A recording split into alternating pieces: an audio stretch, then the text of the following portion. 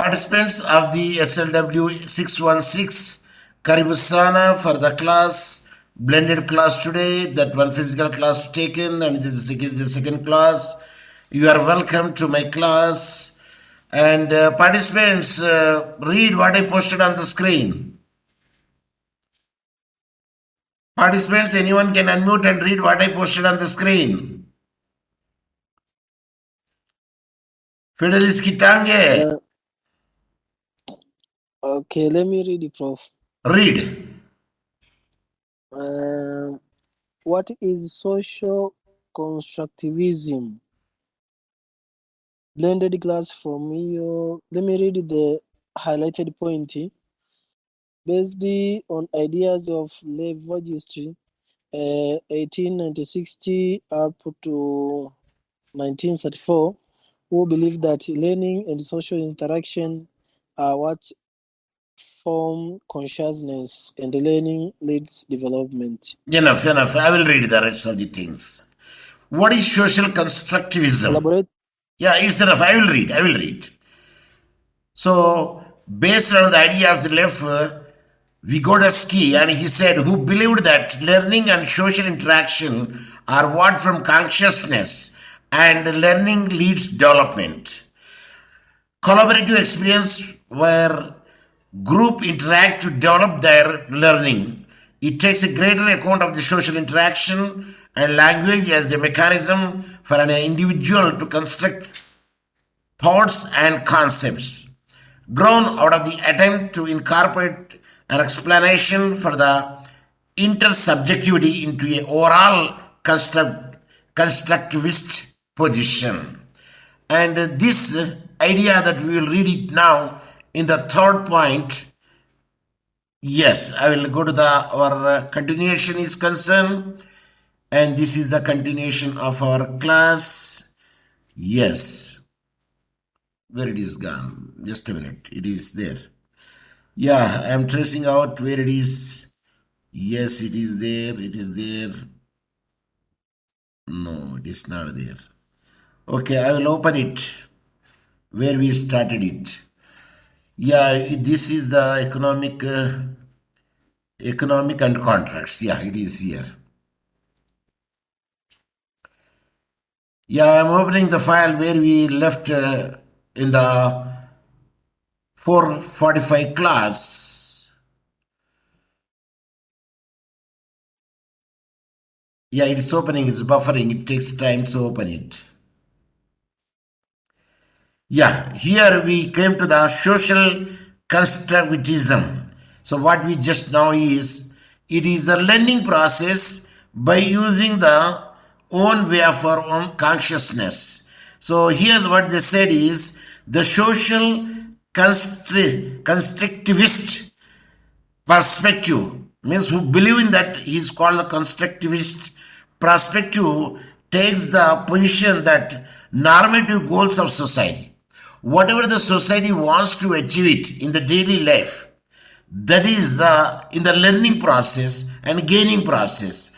And in the view of many writers, its descriptive categories as well are determined by the collective and ongoing deliberation among its citizens. So whatever there in the society where the citizens are doing in the learning process for the constructive work and to the leading the life, that would be the social constructivism, are determined by the collective and ongoing deliberations among its citizens, and accordingly that the main goal of the legal institution should be to provide. What is the main goal of the legal institution? It should to provide what?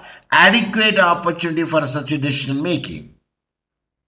So, if any person wants to achieve the goal of it, they have given the adequate opportunity for such a decision making. And in a decision making process, where they can be given a chance to make it out, that is the point of this constructivism. And another aspect of it is also the natural justice also there. Before you could punish anybody, give the chance to him to say or defend himself whatever he wants to defend. In other words, we can say the Latin terminology is adi alteram partem. give the other person to hear the chance. Let me hear from him. So define this perspective can be seen to encompass a variety of the more specific normative positions, including those writers who emphasize civic virtues, democratic self-government, and egalitarian distribution of the political and economic power are the primary of the particular substantive values which economists would call merit goods. Of such views, the constituted citizenry may well decide to pursue the economic goals such as efficiency, but may with the equal legitimacy decide to pursue other procedural and substantive goals. So constructivism here is learning, employing, taking the opportunity in the decision making or defending themselves in continuation with the society as a citizen. So constituted citizenry may well decide to pursue the economic goals and such as efficiency may go, they will see also the equal legitimacy to decide to pursue the other procedural aspect as well as the substantive goals. For example, if the citizenry decided to well-being of a local manufacturer were sufficiently important to outweigh the productive efficiency or economic liberty, this decision would be legitimate, restricting the interregional trade. Suppose if a local man is manufacturing any goods, if it is worth, costless, productivity, and the money will go to the own country instead of importing from the other country. So were sufficiently important to outweigh the productive efficiency and economic liberty, and then this decision would be legitimized, restricting the interregional trade.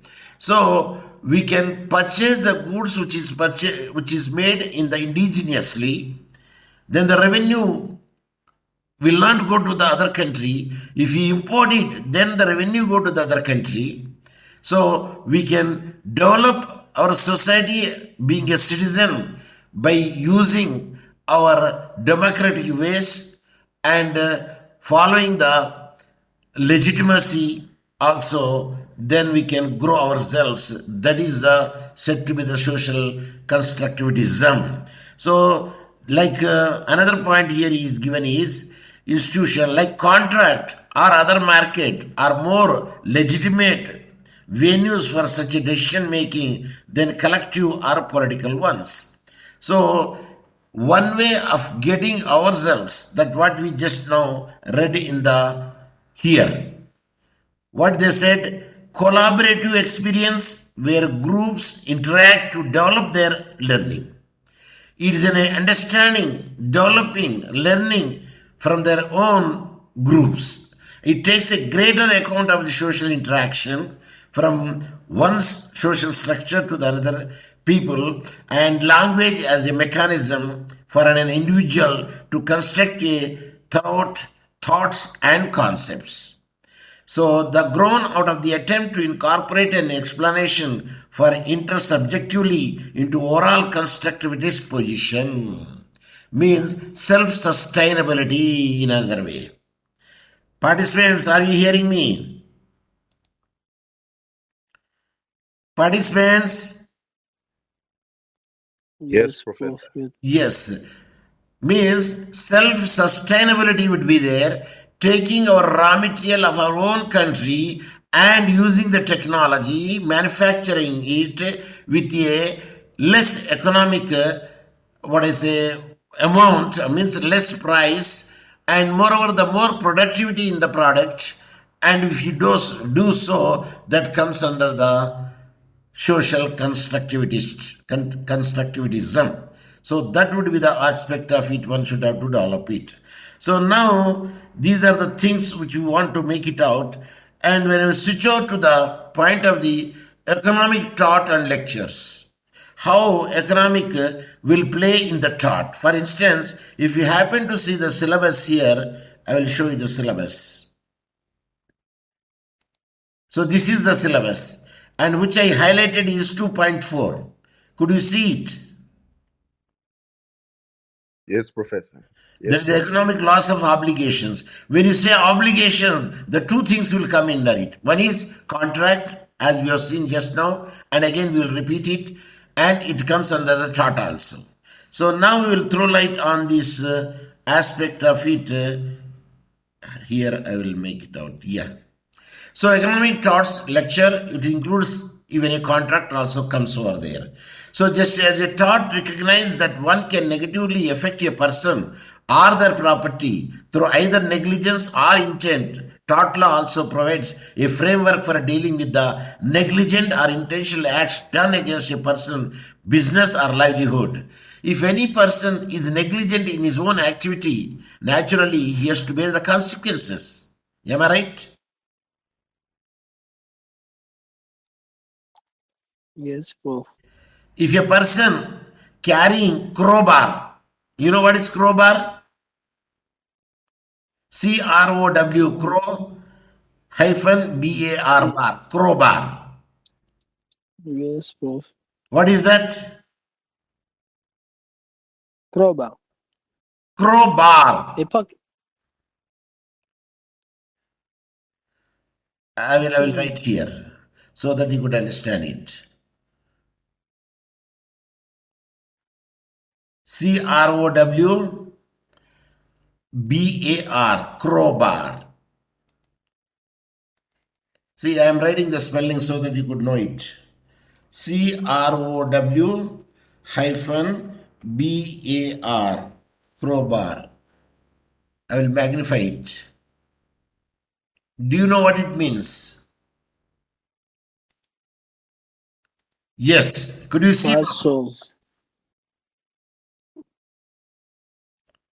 Could you see now? Paso, Prof. What Yes, is I could that? see it, but yeah, paso, Prof. Okay, okay. See, this crowbar can be used for digging the trench. I will show you its photograph. Crowbar, why I am giving is the amount of crowbar images, the amount of care one should take. See, this is generally the crowbars. You can dig it with this one, the trenches. Did you see? Did you see? Yes, Prof. I can see it. What do you do it? Why the crowbar can be used? During construction, or even some maybe see if they can use Or digging, the or nails making, or removing the nails, or making something. So these are the things where it can be used. A person who is carrying the crowbar on the shoulder should have to take the more care than the person who is carrying the umbrella. Am I right? Yes. I repeat, a person who is carrying a crowbar should take the more care than the person who is taking the umbrella. Because crowbar will injure the other people if they can move without any care. But as a umbrella, it cannot be made because less care would be taken to carry the umbrella than the crowbar, and that to be on the shoulder. So now, why I am giving is the care you have to take more in the tort. If not, it will lead to the accident or injury, or somebody would be lost. So that is what I want to convey to you is. So to the economic torts can be split into two primary categories: procuring a breach of a contract, sometimes found under the heading of a wrongful interference with the pre-existing rights, and causing loss by unlawful means.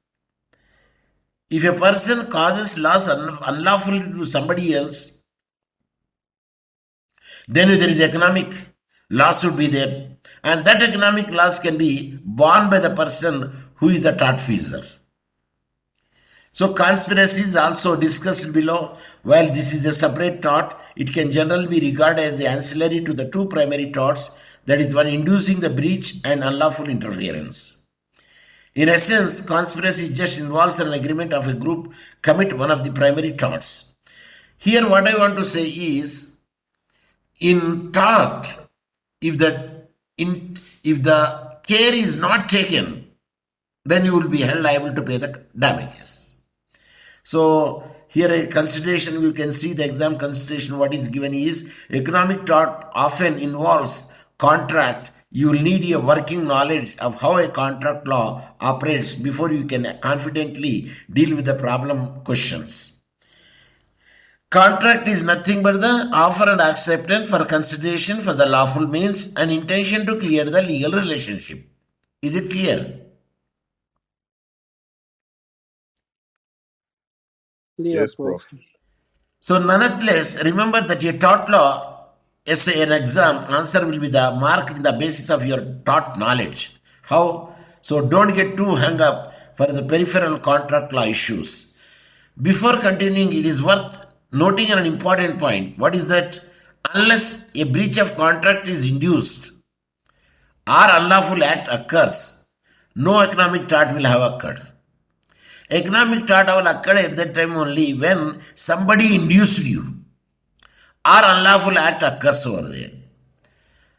For instance, somebody induced you means, for instance, a contract is there, a building contractor, and he made construction of a bridge, say about over a Lake Victoria, and the tenders are called from the government. And all the A-class contractors, well, sealed tenders, they made it to the government for getting the contract. So the government will compare all the contract amount, open these tenders and see that who is quoting less amount. Generally, it will be given to that contractor. In practice, I am speaking. Are you following me? Yes, Prof. What is that you followed? Can you tell me? What did you follow?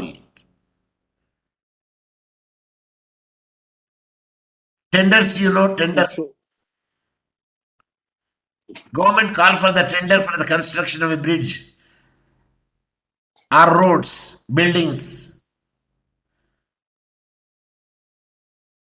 So the tender amount which they mention it, or per feet this much or any other measurement, that is a secret. Nobody will reveal it. But if you give a rushwa, takrima, do you know what is takrima? What is takrima? No, Prof. Pass on. Takrima, there is a case law is there. If you are giving a gift without reason, it is amount to the bribe. A Supreme Court, there is a Court of Appeal decision is there on this issue. Takrima is a bribe. Kiswahili takrima. What is means by takrima, Kiswahili?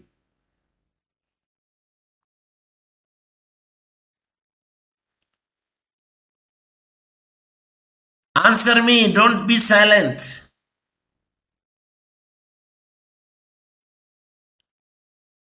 Answer. Say pass on. Okay. Participants, are you there? Yes, Prof. We are present. But you don't know Kiswahili takrima. Takrima is associated with rushwa. Yes, takrima is also bribe. It's a Court of Appeal decision is there. Suppose if you have given the induced a person to reveal the how much amount they quoted in the tender and induced him and get the secret from him, then definitely there is a loss to that industry because he will quote one Tanjana shilling less in the quotation. And then the tender comes to the person who is lowest quoted. Is it clear? Government tenders, sealed tenders. That is the policy they would adapt it. So if you induce any person to get the secret, how much they quoted in the tender, and for that amount, one transaction less he will quote it, then he will get the tender. So inducing another person from another company constructor to reveal the secret, it is the unlawful enrichment, they can make it out, and hence it comes under the economic tort. So here also one of the case law is there, Mughal Steam Company Limited versus McGregor Go and Company. I don't know whether you read this case law in the law of tort or not. Did you read this case law in the law of tort?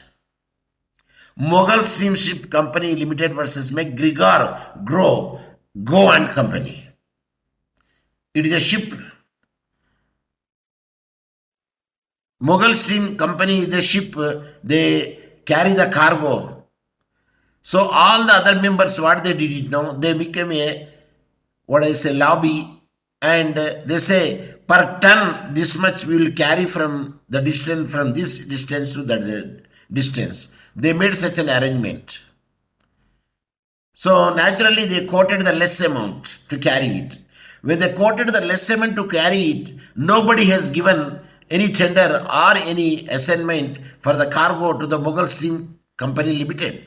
Then Mughal Steam Company became isolated, and they are no more in the race, and they have suffered the losses, and they filed a case against the McGregor Go and Company, stating that you eliminated us by lowering your freight charges, and we are out of the scene now, and we incur the loss. This case law comes, a damage is caused without a legal injury. What is the maxim? What is the maxim? There are two maxims are there. Damnum sine injuria. Damnum sine injuria, damage is caused without legal injury. So, and at that time, the Mughal Steam Company, they said, we cannot, because no doubt you got a substantial damage, but there is no legal injury is caused to you. The reason is, in business, competition is allowed. Is it clear? Clear, Prof. Now, for instance, you take Coca-Cola. What is the amount, what is the chupa Coca-Cola cost now? Amount of soda or Soda, chupa. I'm not take away.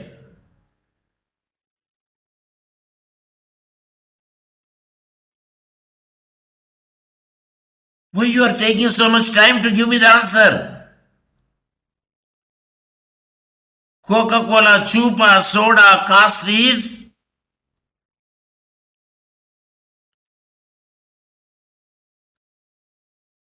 Why you are silent?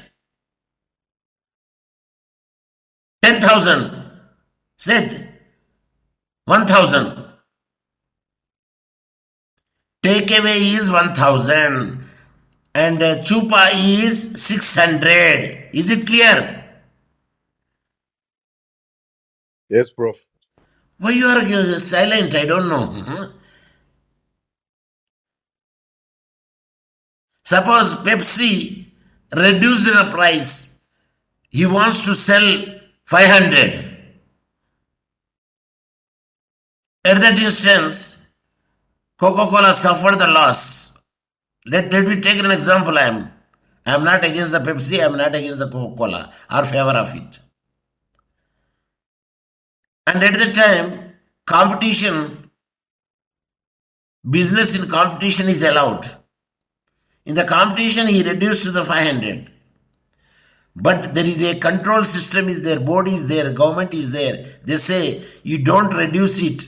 Either you maintain the same amount and the same quantity, and then you sell it. If the small bottle would be there, it is a less amount. If the 750 ml, depending upon the ml, then you can sell it. But we cannot, the fair competition would be there. You should not say, I will sell the Coca-Cola, I will sell the Pepsi or Coca-Cola 200 Tanzania shillings. Answer, No, you are not supposed to sell it. Government will make a restriction on that. Are you following me?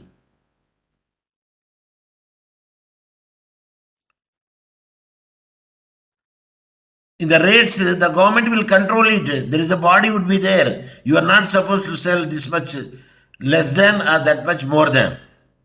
Are you following me? Participants, are you sleeping? I need the answer from you. At least pass on answer. Yes. At least pass on answer. No. I have it. Did you understand my question first? Did you understand my voice first? Did you understand what I asked the question? Give me the answer.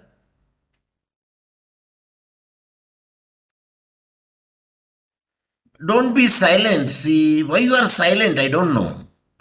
Are you not hearing me?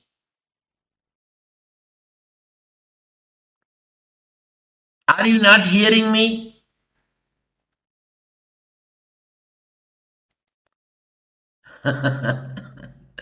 The participants have disappeared. anyway, no matter, huh? So here, demnum sine injuria will be applicable over there, and hence. So now the inducing a breach of a contract is concerned. Contract from the backbone of the business operations. A given organization will have a multiple contracts with the business which they provide with a stock or a raw material, and everyone who provides the services, it will be a contract to do so. From the part-time employee in the post room up to the CEO, and each of every one of its customers will create a contract whenever they deal with the organization, even if these contracts are not in a traditional paper form. So now, if these contracts are not fulfilled as such side promises, this can be have a severe and unanticipated negative effect for both the parties. When your contract is made, it should be fulfilled. If it is not fulfilled over there, a person who made such a breach of contract should have to pay the compensation or damages to the person and who suffered the loss. So consider a car manufacturer with an order to fill, and if a steel supplier suddenly refuses to meet his contractual obligation to supply the manufacturer, then the manufacturer will suddenly find itself unable to manufacture the promised cars. For car manufacturing, their body, naturally that we need iron. Iron supply would be there. So when you have a contract with the iron supplier, if you could not supply it in time, naturally that you suffer a lot because you have to produce the car because there is a demand in the market and you have to supply to the agents. So this will have a knock-on effects on its stock and all of the employees it has employed. Indeed, if you are given a business from a significant enough proportion of a given national economy, a singular breach of a contract can be disastrous.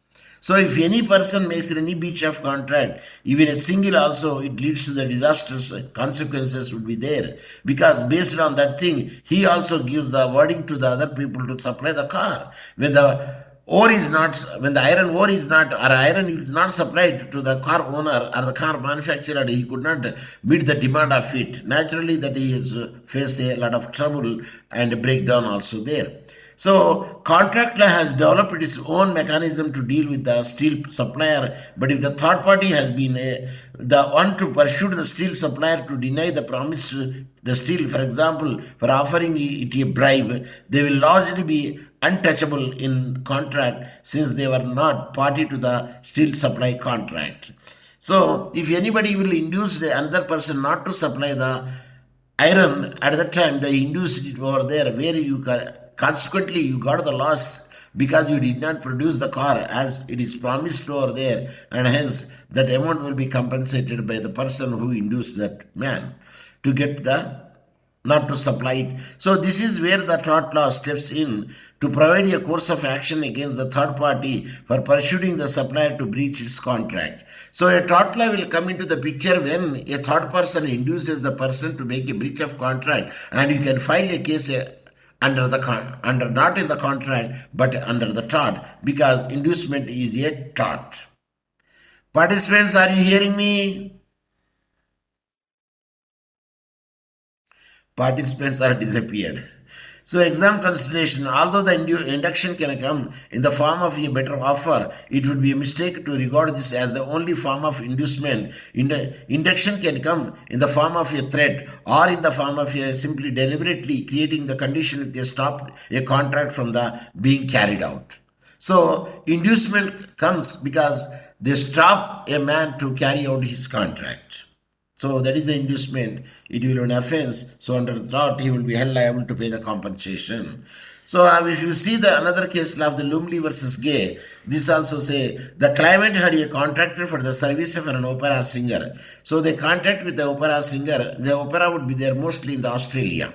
And the defendant has been offered to pay the opera singer a higher fee to sing at his theatre instead of. So another opera house man was offered a good amount to the opera singer, to make a breach of contract there and join with his own theatre to sing the opera, because he induced him to get the more money. So while an action existed against the singer for the breach of a contract, if the singer will made a breach of contract with the earlier opera owner, and because of the high amount, and he was inclined towards the another person, at that instance the singer has made a breach of contract and she has to pay the compensation. So whereas the action existed against the singer for the breach of a contract, the court held that an action also existed against the defendant for the tort of inducing a breach of contract. So even though a party will not be a contract, but when inducement is there, hence one can file a case against the third party even though he is not a party to the contract. Under the tort he can be filed because they induced to make the breach contract to him, and where he suffered the losses. So notably, the court discussed that under contract, the damages might be limited in a way which would mean they failed to properly reflect the claimant's harm. They found it just under the principle of all full compensation to create an action against the inducer. So if you did not understand anything, please you bring to my notice and try to be touch with me. Whenever I ask the question, you try to give the answer. But now, I don't know what happened to it. Always sit in such a place where the frequency is more, so that you could have the open the online and you can listen my class in a very well manner. So now the time is, because we started at 9:10, but now it's 9:45. Still we have the 15 minutes in our hand. Okay, let us continue it. So the tort requires malice. So when there is wants to make a tort, either a malice is necessary or not, because in some certain cases malice or the intention is not necessary, and some cases the intention is necessary, because what is the intention to make such a thing when it doesn't need anything to do so. So it should be noted that the tort requires malice, and malice or malice, depending upon your pronunciation and the area, geographical area, how it can be pronounced. You can pronounce it, but the spelling is M-A-L-I-C-E. On the part of the defendant rather than the active hostility. So there is no hostility, but they want to make it a breach or inducement. This refers to the concurrence of the two things. What the defendant must be knew that they are affecting the discharge of another contract. Yes, the defendant is having the knowledge that he is affecting the discharge of another contract. Yes, and they must be intended to do so, means willfully they want to do so. Thus the defendant who unknowingly offers a better contract to the third party than the one they are already in a will not be liable. Suppose the third party that doesn't know that the first contract is there and he has induced him or paid him the more amount, but he doesn't know that he made a breach of a contract with the other person to whom that already he made the contract. At that instance, bona fidely that he could not be held liable. But if the defendant knows that he is having the contract with somebody else, again induced him or her to break the breach of a contract and come to and sign the contract to him, at that instance, definitely the defendant would be held liable. So, the regarding intention, a defendant who carelessly causes another to breach their contract will not suffice. So, what is there in Cattle versus Stockton Water Works? There, the defendant maintained a water pipe. Okay, they maintained a water pipe underground. This pipe sprung a leak, and there is a leak has happened and flooded some of the land, and the claimant was attempting to build that tunnel under, preventing them from fulfilling their contractual obligation. Because of the spillage of this pipeline, the adjacent land is fully filled with the water, because there is a tunnel they are making it, and their contractual obligation will be suspended because the water flows and the total mine is under the water. Since this was a matter of the carelessness on the part of the claimant, and he did not take the due care to see that there would not be any leakage in the pipeline, rather than the malice, no liability arose when the head is inducing a breach. So, at that time, if the inducement would be there to do a particular thing, then the malice is there. If there is no inducement, merely a thing is happened, at that instant the defendant is not liable. Unless until the malice is proved, unless until he is having the knowledge that the person who made such an inducement already having the contract with somebody else. So, intention does not need to be particularly the concern. It will suffice if a defendant knowingly creates a risk of the breach being induced, or if they are indifferent as to whether the breach actually made or not. So, whether the breach is actually made or not, suppose if it is made over there, then naturally the inducement worked. At the time, the other party will suffer a lot, because there is a breach of a contract with the other party. So, thus, it is important, since there are certain contract exemptions terms which allow a party not to follow though with their obligations while still not technically breaching the contract, as long as the certain circumstances are fulfilled over there. For example, see force majeure terms. Force majeure is nothing but the civil law terms, and is equivalent to a common law term is vis major, or we can say act of God. Participants, are you there? No sound. So, if the law did not recognize these situations under the tort law, then the willy defendant would be potentially find a way to stop the third party contract them from effectively being carried out the escape of the liability, because the contract was not technically breached. The overriding the principle on this phenomena of the contract can be seen in the Tarquari Hotel Company Limited versus Cousins. In that case law, it is very much made clear. So, participants, shall we continue or shall I stop? Please give the answer. So, Tarquay Hotel Company Limited versus Cousins, this is another case law, and this is a bit lengthy case law. Okay. So, these are all the cases where they say the intention is relevant or intention is not relevant. But the moral point is that if he is having the knowledge that he has induced somebody, it is enough, and he would be held liable under the tort. So, let me see that the defendant were a union who, in a dispute with a claimant hotel, declared to be the black, as in the blacklisted. This had the effect of preventing the hotel's oil supplier ISO from being able to deliver the oil, since it is employed the member of the union as a drivers. In effect, that meant the ISO could not fulfill the supply contract it had been with the hotel, and however, ISO had a force majeure term in its contract, stating that it would not be a breach of a contract if it was prevented by the carrying out the obligations by or amongst the other things with the labor or dispute, or which is not in their control. Then we can say it is a vis majeure or the act of God. Thus, although the defendant had acted with the intention of inducing a breach of a contract, if such a situation arises, and had effectively accomplished their goal by harming the hotel's oil supply, if they have such an intention, they technically had caused any breach of contract. You no doubt, technically had not caused any breach of contract technically, but still you would be held liable, because morality also plays an important role in our tort laws. Of course, they will make certain provisions, otherwise the equity will not there. The equity provision should be there. Then the saying would be there, the justice should be done and it seems to be done.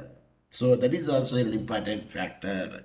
So the court held that this was no obstacle to a claim of inducing a breach of a contract. The court summarized how the three essential elements of the tort, that must be interference with the execution of a contract, even if that interference does not result in a breach, then that interference must be deliberate, means knowingly it should be deliberate act, and thus interference must be direct.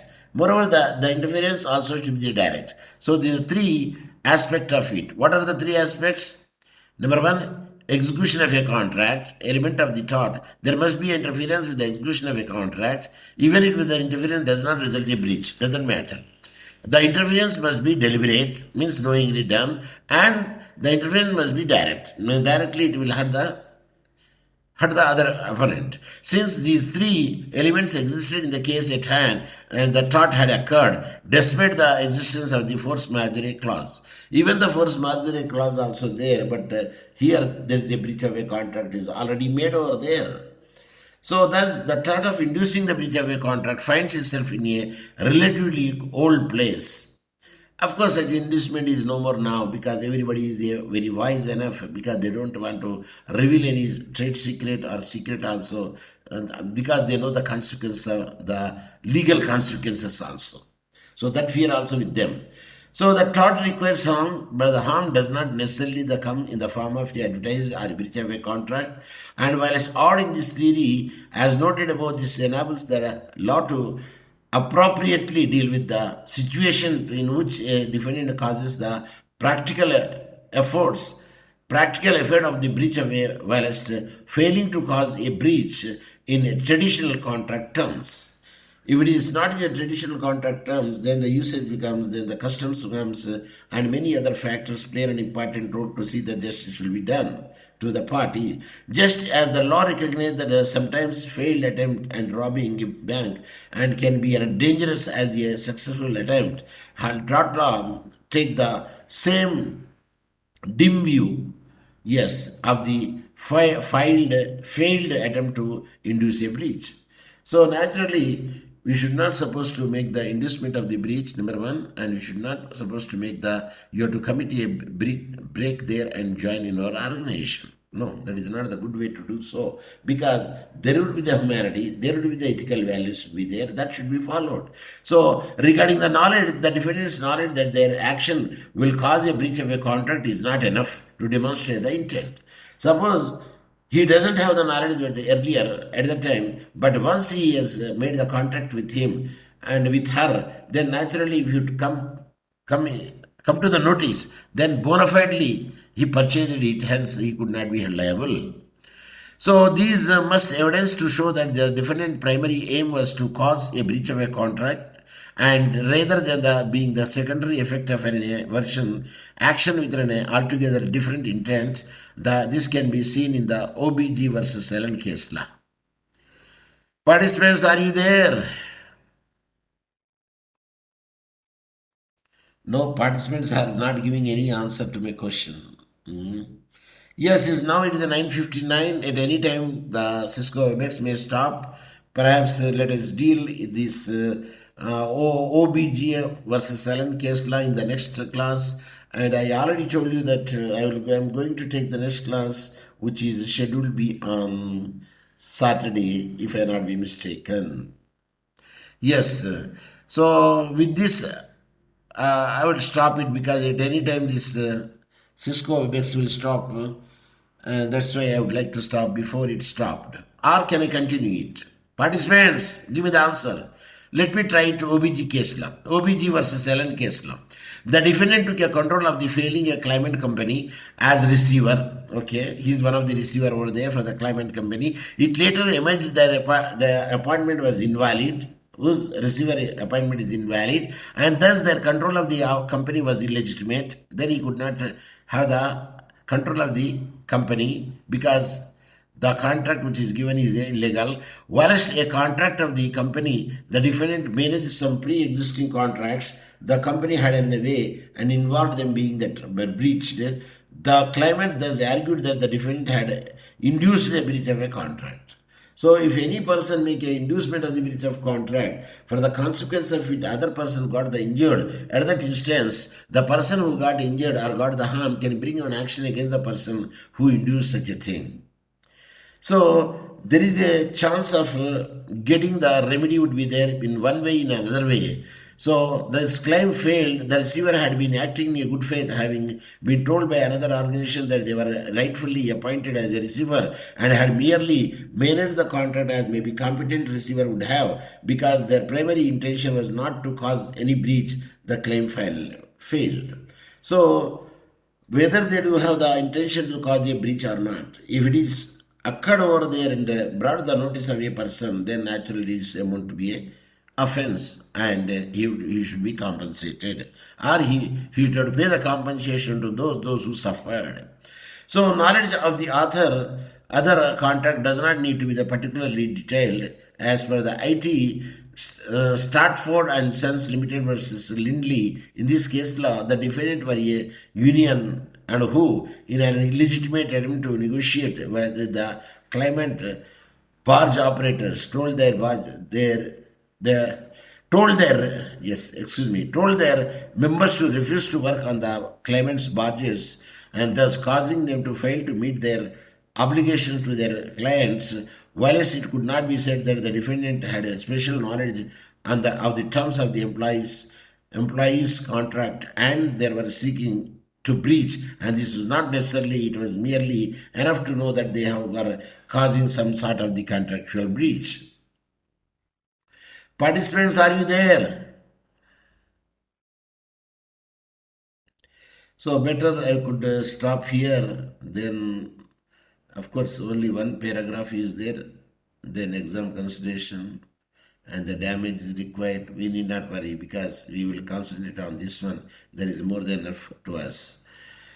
So OBGLM, that we will see it later. The knowledge of the other contract does not need to be particularly detailed. So we should have to give the open chance to the people to know the law of the land and to know the law, and the law should be awakened and bring to the notice of the either a junior as well as the senior advocates, because law is a changing subject.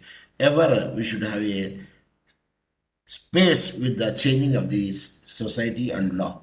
So with this, I would like to stop my today lecture here, and at any time the Cisco Webex may stop, because now today the Cisco is very much kind enough to extend its time. And let us see. Okay, I will keep the asterisk mark over here. From there we can continue it for the next class. So with this, I would like to stop my today lecture. Participants, are you there? No one is giving the reply to my question. So I think that there is a problem of the net, or there is a problem of the no money. So anyway, but they are the losers. Please don't show the poverty in education. One day you don't eat, you are not going to die. And that money you can use it for the purchasing the data, so that you could have a wonderful and participatory classes, because dose is very important. We cannot, I already told you, the dose should be given in a pole manner. If you give the dose in a better manner, even the medicine become poison. Participants, Ukawapi. Okay, so let me stop it, because here still we do have something, exam consideration, damage required. Okay, we'll see it tomorrow, because I put the asterisk mark here. Up to that extent we dealt it today, and the continuation will be the next class. With this, I would like to say thank you very much. Asante sana na shukuru sana. Mungu akubariki na kukulinda. Tutaonana baadaye au kesho. Kwaheri.